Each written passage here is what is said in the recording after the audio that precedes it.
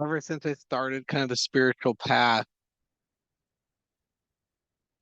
the world, I'm living in it, but I look at it from like an alien perspective.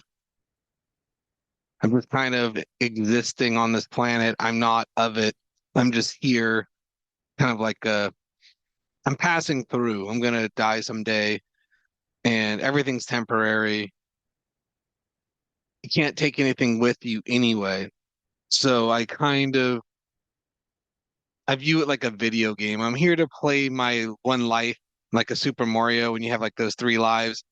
I'm down to one life. This is the final playthrough, and then I'm back to black. I'm back to being asleep. I'm back to being in the ground. I'm back to the mineral state. The Rumi quote goes, I died as a mineral and became a plant. Died as a plant and rose to an animal. I died as an animal and I was human. What should I fear? When was I less by dying?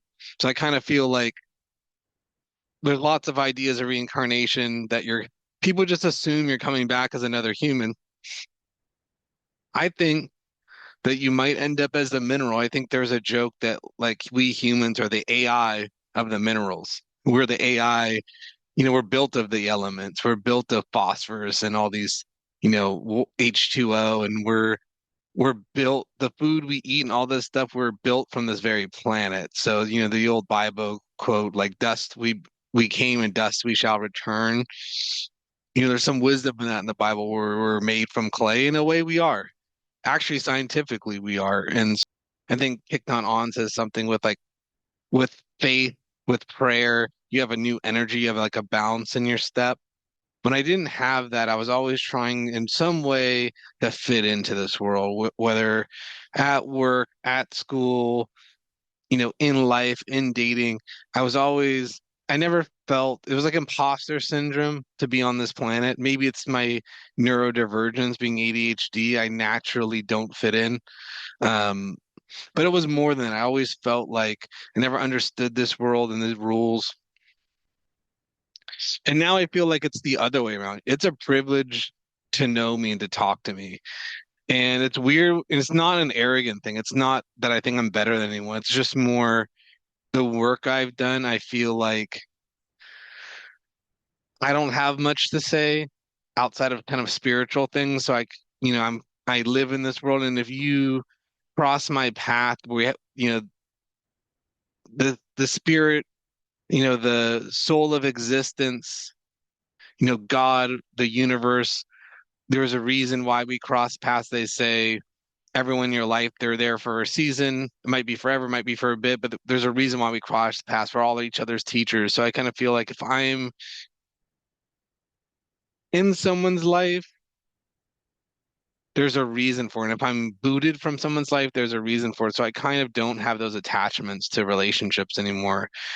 And especially with dating, like today, I was looking kind of scruffy because I kind of live the sadhu life. Now I don't care how I look. If anything, I kind of like looking grungy now. In the past, when I was in my younger years, I think I more just laziness. I never cared for looks.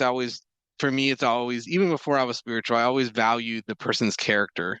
Kind of like the Martin Luther King stuff. It's like, I don't, outward appearance doesn't mean anything to me. It's like how you are, your morality, your character, like the type of person you are is what matters to me. Even one of my friends, Tala, I remember she looked like a motorcycle like gang member. And she looked like even the first time I met her, I was like shocked by her appearance, but I let it pass. I was like, well, let me just get to know her. And she's a great person. But I know a lot of people were just like off put by how she looked. And I kind of don't care how I look now. I kind of look in my whole life. I look back on my life, I'm kind of like reverting. I think Krishnamurti talks about like innocence. We all want to get back to that innocence. I kind of feel like I've been moving backward in years in terms of how I used to be. I'm more like a child in a good way now, where I'm kind of back to who I was in like high school, junior high, where I was really a purely moral being and I didn't have wants and needs really. It was more the world around me demanding things. I kind of feel like I've been traveling backwards to the old me. I think my ex-wife used to say something like, I want the you from like college, because we'd, met back then and like I was a better person then. She wasn't wrong. So I'm kind of moved all the way backward now. And I keep going farther and farther back. And today, I'm looking at my Sadu, just jeans and a t-shirt. A really beautiful woman is bagging the groceries. And the old me and my ex-wife used to complain in a relationship. I had like that wandering eye. I noticed their beauty, but I was just like, whatever. I'm like, I'm not looking for anything in this world. And it's not really fair for me, my only kind of wants in this world, they're very practical, just food, shelter, water, take care of my son. That's kind of it. I don't really have any space for anything else. So I'm not looking for the first time. I haven't been on dating apps in a year or two. I'm not looking to date. So it's like I kind of forget that like there's a world outside myself that's there's like a dating market. There's a machine going. There's a matrix going around me. And just I'm just kind of like I'm running a program, like an AI program.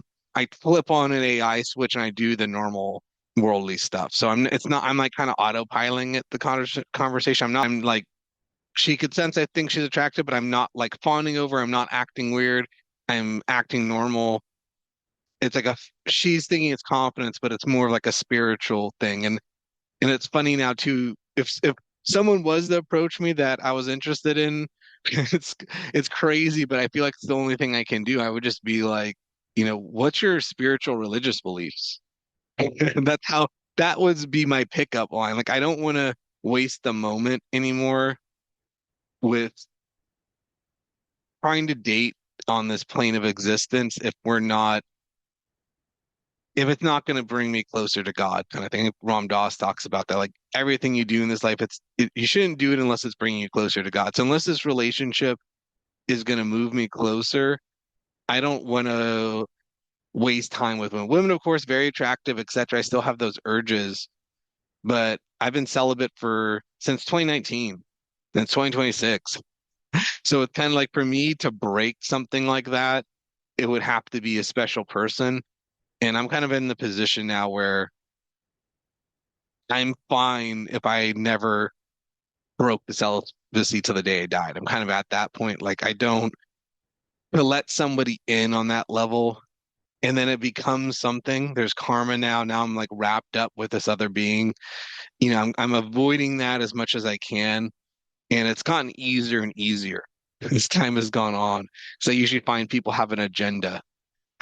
And even with her, I remember she did stare at my chest and I was like, what's she looking at? Then I got back to the car and I kind of was just thinking about the interaction. I'm like, wow, yeah, she was really pretty. I'm like, what was the deal with her? And I looked down at my shirt. I'm wearing like an SF State shirt. So I realized it was like, oh, it could be she's seeing I'm college educated. She's bagging groceries. She sees I'm not kind of like originally from this area, probably. So there's some like interest based on what I was wearing. And I think Carl Jung says something like, even if you're alone, but you're doing the work, friends will come out of the woodwork to find you. Just, and that's kind of what's happening. One of my friends, he lives in the Philippines, and he's coming back here next month for a month. And I've been spending a lot of time by myself the last 6 months, and I go out occasionally, but with a cost in the economy and me kind of not doing worldly things, I don't even have the need for like friendship so much, but my friend's coming and he smokes cigars and I like smoking cigars and I'm excited he's going to be around. And it's kind of good timing too because I can't see my son for the moment. And it's a good, I've been kind of craving seeing my son because it's been, that's one of the few things I want to do and I haven't been able to do that. And this is kind of like a release valve, like, oh, I can like go out and enjoy myself a little bit. And it's funny the timing of these things because it's like the more I try to be by myself now, the more people interact with me. It's like even I was at like Costco and this woman was in line and her she wanted I could tell she wanted to go grab something. She kind of looked at me and she's like a daughter, probably 4 years old, and kind of was assessing me. And then she just walked off like back to the cart because she just kind of assumed like, oh, he seems like a decent enough guy. He'll like watch my kid, which I did do. She wasn't wrong. And she kind of came back and then she kind of started conversation with me. It's kind of like I'm trying not to talk to people at all. And yet it's like people can sense there's something different about me. And so there's like this weird thing where there's this magnetism where people are trying to talk to me. And even recently I ran into a neighbor downstairs and he had an extra ticket for a UFC event. And like it was in the same town I'm in. Like the old me would have like been all over this. Oh, like, hang out with the guy that I like, even though he's kind of like a worldly guy. It would have been a kind of a fun thing to do, but I was just honest with him. It's like I told him, hey, like go sell the tickets because that's what he was trying to do. But if he couldn't sell them, he wanted to go with me. And I'm like, yeah, like talk to me the day of and I might be able to go. Like I'm like I only do really same day commitments because people don't think if you're sick, this sort of thing. And I could tell he respected it, but I could tell maybe he was a little hurt by that. I wasn't jumping at the chance to go, but it's kind of like for me now, I don't do things, especially worldly things like that. There's like karma involved. It's like now I'm out with someone. I have to put on that AI of like talk about normal stuff. Like, don't talk about spirituality. Like, don't talk, don't, who I am now is so out of the matrix that it's like I work from home, which has been a godsend because it's like I'm so off the beaten path now that I'm like weird in a spiritual way. And it's like I know how to be normal, but it's like I'm rusty. I'm rusty at being quote unquote normal. And, the Alan Watts thing, like you're not there's no requirement that you are the same person you were 5 minutes ago. So I know that can be off-putting for friends. And with work, I think Ram Dass or someone said that when you're stuck somewhere, there's a reason for it. Like if you can't, you're like trapped in a certain city or you're trapped at a certain job because of extenuating circumstances, there's something you need to fulfill before you're released. It's kind of like flowing. If you've been in a river before, if you're getting pushed down the river, you get away from the raft or canoe, and you don't just swim like against the stream and you don't swim directly perpendicular. You kind of like float your way towards the shore of either side. Like you don't waste a bunch of energy fighting the flow. You stay in flow and you kind of move within the flow to get to the shore. You put more energy in once you like kind of you're diagonally going off. And I kind of view that for life. I would be happy just being on the street in one way. Like I don't care anymore. I'm kind of past that point. Like the only reason that's worthwhile to work for me now is like, to be able to see my son and have a roof over my head, just being able to take a shower, being able to sleep indoors and not be messed with, just having a space where no one can mess with me. It's kind of like my house is like now the temple. And I was always kind of a minimalist in certain ways, but now there's a reason for it. So back to the Rumi mineral, plant, animal, human cycle.